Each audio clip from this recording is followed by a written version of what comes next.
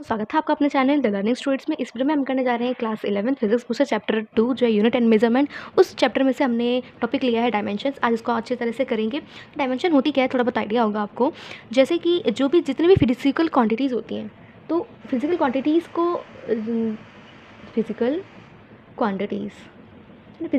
को डिस्क्राइब कर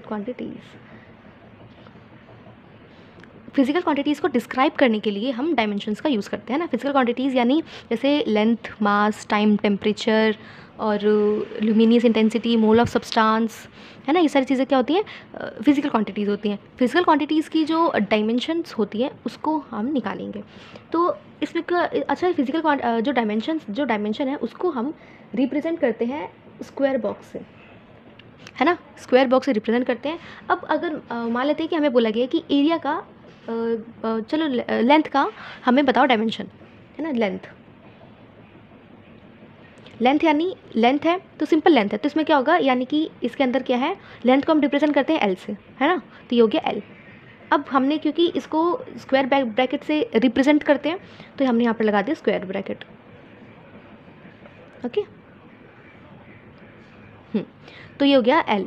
अब मान लेते हैं कि किसी ने हमें बोला कि मास की डायमेंशन, तो मास को हम रिप्रेजेंट करते हैं एम से, कैपिटल एम, इसको भी ऐसे स्क्वायर ब्रैकेट, है ना। तो स्क्वायर ब्रैकेट का मतलब ही हुआ है डायमेंशन, क्योंकि हम इसको रिप्रेजेंट करते हैं उससे। लेंथ, मास, टाइम को अगर कोई बोले तो ये हो गया टाइम को हम टी से रिप्रेजेंट करेंगे, है ना। ये हो गया टाइम।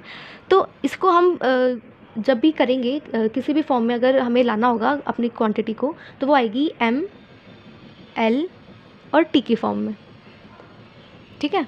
तो अब मान लेते हैं कि हमें किसी ने बोला कि एरिया की डायमेंशन निकालनी है। एरिया का सबसे पहले तो उसका फॉर्मूला लिखेंगे। फॉर्मूला क्या होता है, लेंथ इंटू ब्रेथ। एरिया का फॉर्मूला यही होता है, लेंथ इंटू ब्रेथ। तो लेंथ क्या हो गई, लेंथ को हम किससे रिप्रेजेंट कर रहे हैं, एल से, है ना, इंटू ब्रेथ। अब ब्रेथ क्या है, ब्रेथ भी तो यही है ना। अब जैसे मान लीजिए कि ये एक एरिया है, ठीक है, ये एरिया है। अब इस एरिया की ये लेंथ हो गई और ये ब्रेथ हो गई।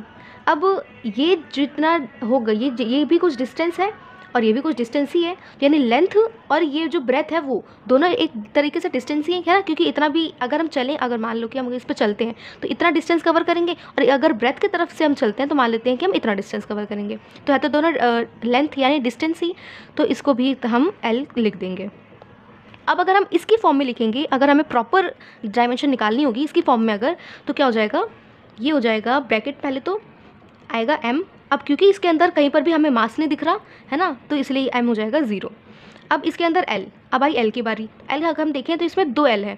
जब भी ऐसा होता है कि 2 डायमेंशंस को मल्टीप्लाई कर रहे हैं तो वो ऐड होती है। तो यहाँ पर कितना है, L2 है, तो ये हो जाएगा L2। फिर उसके बाद आती है बारी टी की। तो यहाँ पर कहीं भी टी नहीं है तो हम क्या करेंगे कि टी भी 0 आ जाएगा, है ना, क्योंकि टी नहीं है कहीं पर भी।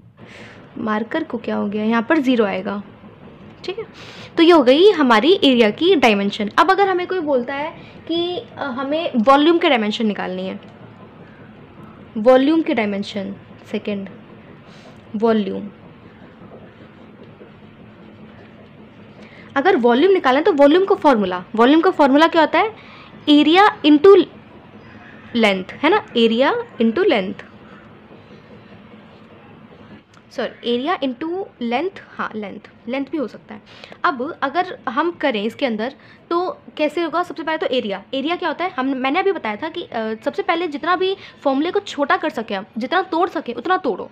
तो एरिया टूट सकता है, बिल्कुल टूट सकता है। एरिया का फॉर्मूला क्या होता है, लेंथ इंटू ब्रेथ, है ना। तो ये हो जाएगा लेंथ इंटू ब्रेथ, ठीक है। तो और इंटू में लेंथ, फिर से लेंथ और हाइट हम कुछ भी बोल सकते हैं क्योंकि डायमेंशन निकाल रहे हैं। तो मैंने भी बताया कि जो हाइट होगी वो भी एक तरीके से डिस्टेंस ही हुआ है, डिस्टेंस यानी कि लेंथ भी कह सकते हैं हम, ठीक है। तो length into breadth into height, ये होता है एरिया का फॉर्मूला। तो यानी कि जो लेंथ है, मैंने बताया कि उसको हम डिस्टेंस ले सकते हैं, और डिस्टेंस को हम किस में मेजर कर रहे हैं,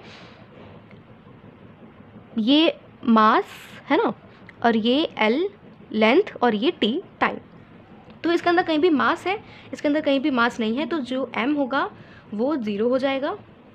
और l यानी लेंथ कितनी है, एक लेंथ हो गई और ये 2 लेंथ हो गई। अभी जो ब्रेथ है मैंने बताया था ब्रेथ भी एक तरीके से लेंथ ही है, तो l हो गया 3 इंटू टी, यहाँ पर सॉरी इंटू नहीं आएगा, अब आई बारी टी की, तो यहाँ पर कहीं भी हमें टी भी नहीं दिख रहा, तो ये हो जाएगा टी 0 ब्रैकेट क्लोज। तो ये हो गया हमारा वॉल्यूम। अब अगर हमें कोई एक और अगर जैसे हम अगर और एग्जांपल करें डायमेंशन निकालने का ही, तो जैसे कि अब मान लेते हैं कि हमें निकालना है थर्ड मोमेंट, हम निकालेंगे मोमेंटम की डायमेंशन। अब मोमेंटम को हम p से रिप्रेजेंट करते हैं, है ना। मोमेंटम का फॉर्मूला, सबसे पहले इसका फॉर्मूला क्या होता है, mv, p is equals to mv, है ना, p is equals to mv। Okay, तो m यहाँ पर क्या है, m है यहाँ पर मास, और v क्या है, v है वेलोसिटी, है ना, हमें पता ही। तो अब अगर इसका हम अगर डायमेंशन निकालें तो इसमें क्या निकलेगा, मास का तो ठीक है, ये मल्टीप्लाई में तो ना m इंटू वी, तो मास इसका क्या हो जाएगा, इसका तो हो जाएगा सिंपल m, है ना, m क्योंकि मास है तो m, बाकी m 1 होगा और बाकी जो l 0 और t भी 0, है ना, इस तरीके से। और जो वेलोसिटी है, वेलोसिटी क्या होगी, वेलोसिटी को हम और ब्रेक कर सकते हैं, है ना। वेलोसिटी क्या होती है, इसका फॉर्मूला, वेलोसिटी का फॉर्मूला होता है डिस्प्लेसमेंट अपॉन टाइम। अब डिस्प्लेसमेंट को हम कैसे इसकी फॉर्म में लिख सकते हैं, इसकी फॉर्म में लिखेंगे तो डिस्प्लेसमेंट यानी डिस्टेंस, है ना, डिस्टेंस यानी लेंथ। ओके, तो ये हो जाएगा l, है ना, बाकी तो m और t दोनों 0 होगा इस केस में डिस्प्लेसमेंट में। और t टाइम क्या है, टाइम भी 1 है, तो ये हो जाएगा t1 और ये हो जाएगा l1, है ना। तो वेलोसिटी ये हो गई। तो अब हमें क्या करना है कि अच्छे से अब इसको लिख लेते हैं, मास इंटू वेलोसिटी। मास क्या है, इसके पास, इसकी डायमेंशन है हमारे पास m, है ना, और इंटू वेलोसिटी, तो वेलोसिटी क्या है हमारे पास, ये रही वेलोसिटी जो है L1 अपॉन T1, है ना, ये हो गई। अब हमें क्या करना है, इसको करेंगे सॉल्व अच्छे से, तो ये क्या हो जाएगा m, है ना, और ये जो L है L1 भी एज इट इज़। अब लेकिन ये जो t है, t नीचे प्लस का है, अब t को अगर हम ऊपर भेजेंगे, ऊपर भेजने पड़ेगा क्योंकि हमें mlt की फॉर्म में आंसर निकालना है, इसकी फॉर्म में, तो t ऊपर जाएगा तो नीचे प्लस का 1 है, तो ऊपर जाकर क्या हो जाएगा माइनस का 1, साइन चेंज होगा ना, ऊपर जाएगा तो ml1 t माइनस 1, है ना। तो इस तरीके से हमारा मोमेंटम जो है वो निकल गया, mlt माइनस 1, है ना। तो ये हो गया मोमेंटम। अब आगे अगर हम और निकालना चाहें जैसे कि फोर्स, तो फोर्स की डायमेंशन क्या हो जाएगी, फोर्स की भी बिल्कुल इसी तरीके से निकालेंगे जैसे हमने मोमेंटम की निकाली। तो फोर्स क्या होगा, फोर्स का फॉर्मूला, सबसे पहले तो जो जितनी भी चीज़ें हमें दी हुई है ना उन सबका सबसे पहले जो फॉर्मूला है वो लिख लेते हैं। तो फोर्स क्या होता है, mass into M A, F is equals to M A, है ना। एम ए यानी यहाँ पर m है मास और a है एक्सेलरेशन, है ना। तो अगर हमें इन सब की यूनिट पता होगी तो भी हम आंसर निकाल सकते हैं, है ना। तो मास का ये हो जाएगा यहाँ पर वही बिल्कुल मास का m, है ना, m इंटू एक्सेलरेशन की यूनिट क्या होती है, मीटर पर सेकेंड स्क्वायर, यही होती है। तो मीटर यानी लेंथ हो गया, लेंथ, और s क्या है, सेकेंड यानी टाइम, तो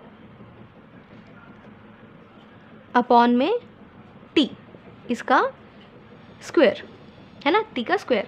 तो अगर हम करेंगे इसके अगर निकालने अच्छे से डायमेंशन, तो ये हो जाएगी m जो भी होगा सब कैपिटल में ही होगा, स्मॉल में कुछ नहीं होगा, ml1 t। अब यहाँ पर t के साथ 2 जो है वो प्लस का है, ऊपर जाएगा तो हो जाएगा माइनस का, तो हो जाएगा mlt माइनस 2। ये मैंने निकाल के दिखा दी एक तरीके से यूनिट का। अगर हमें यूनिट पता है किसी भी क्वांटिटी की, तो हम उसके साथ जो उसका जो डायमेंशन है वो भी यूनिट पता होने पर भी हम उसका डायमेंशन निकाल सकते हैं। अगर और भी करनी है तो और भी जैसे कि और अगर हमें करनी तो हम कर सकते हैं। आप एक बार मैंने तो कर दी, आप एक बार ट्राई करना जी की ग्रेविटेशनल कांस्टेंट, जैसे कि मैं बताती हूँ यहाँ पर F is equals to G m1 into m2 upon r square. आप इसकी डायमेंशन एक मुझको निकाल कर एक बार ही बताएंगे। अगर आप निकाल लेते हैं तो वेल एंड गुड, और अगर नहीं हो पाता है तो आप कमेंट बॉक्स में कमेंट करके बता दीजिएगा, मैं इसे सॉल्व करके आप तक आंसर पहुंचा दूंगी। ओके देन, आज की वीडियो में इतना ही, बाकी का करेंगे हम नेक्स्ट वीडियो में। तब तक के लिए बाय बाय।